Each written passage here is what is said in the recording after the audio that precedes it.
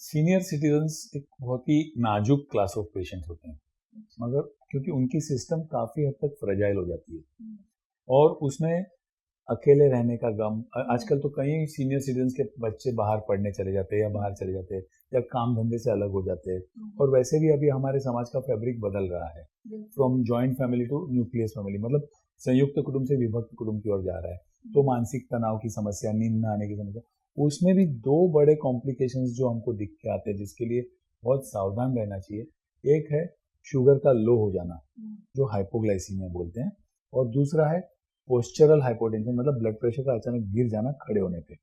तो मैं हाइपोग्लाइसीमिया की बात करूं, लो शुगर, तो बाय डेफिनेशन 72 के नीचे शुगर गया 72 मिलीग्राम से, तो उसको लो शुगर बोलते हैं।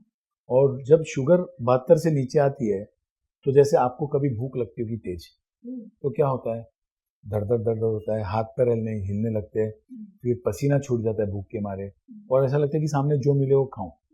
करेक्ट। तो उसको हाइपोग्लाइसीमिया का सिम्टम्स बोलते हैं।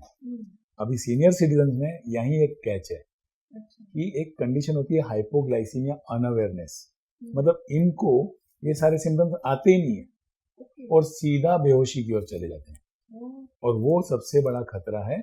और इसीलिए सीनियर सिटीजन में कई बार डेथ इन बेड सिंड्रोम देखा जाता है, मतलब रात को सोए सुबह उठे ही नहीं। वो शुगर लो हो जाने से कभी कभी मृत्यु हो जाती है। High sugar is acceptable, but low sugar is not. Sugar नीचे नहीं गिरनी चाहिए।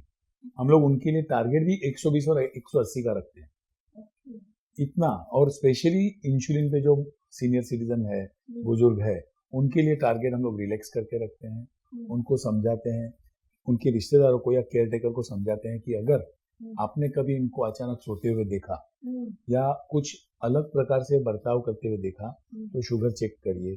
शुगर अगर लो है तो तुरंत मुंह में शुगर की टैबलेट आती है आजकल, या शुगर का पानी डालिए।